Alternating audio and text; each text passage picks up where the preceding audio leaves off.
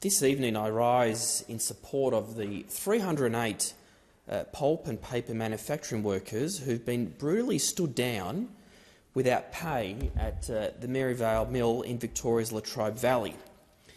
The workers were locked out by Opal Australian Paper, owned by a very large multinational Nippon, after just 7 workers undertook protected stop work action, as was their right under our industrial relations system.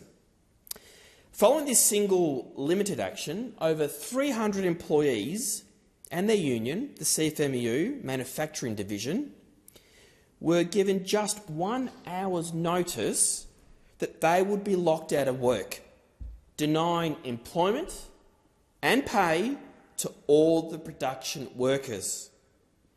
Additionally, hundreds of other workers and contractors adjacent to the mill have also been stood down.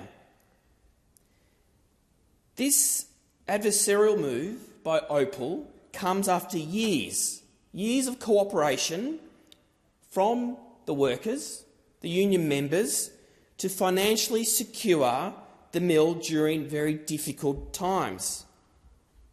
And this included employees also agreeing to reclassification and wage resets, as well as a 5% pay cut back in 2016. And in return for their cooperation, Opal has shamefully offered its workers a choice between a real cut to wages and workplace conditions or an indefinite lockout from work and income. And I can tell you a lot of them are relying on that income to support their families. The Maryvale Mill is one of Latrobe Valley's largest employers, manufacturing brown paper and cardboard for the packaging industry, something that we all take for granted. These products are critical to e-commerce and helped keep us connected during the pandemic. The mill has been an integral part of the community since 1937, and the supply chain has empowered the community and the local economy for so long. In fact, there are multiple generations of families that have been working there. These men and women who have had families to support, now with no job security and no income. And I hope the company is watching. These 308 workers deserve much better than this unjustifiable lockout. And I call on Opal to return its employees back to work, to engage with them and the union in good faith for the sake of their families and for the sake of the local community.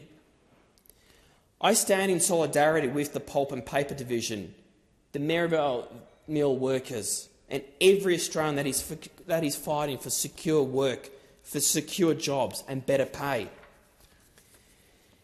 And while I'm on my feet, Acting Deputy President, I also wanted to address just a number of challenges that's faced by our forestry industry. Australia's forest industry is world-class. It employs around 80,000 people directly and supports another 100,000 indirectly across the supply chain, particularly in regional Australia. Our country's forest industry contributes around $24 billion to our economy every year. Much of this imported timber also comes from countries like Indonesia and Malaysia, whose environmental laws fall significantly short of our own standards. And unlike Victoria's sustainable hardwood industry, which has harvested just 4 in every 10,000 trees in the state's native forests, trees in both Malaysia and Indonesia are cut down with scarce regard for forest ecosystems.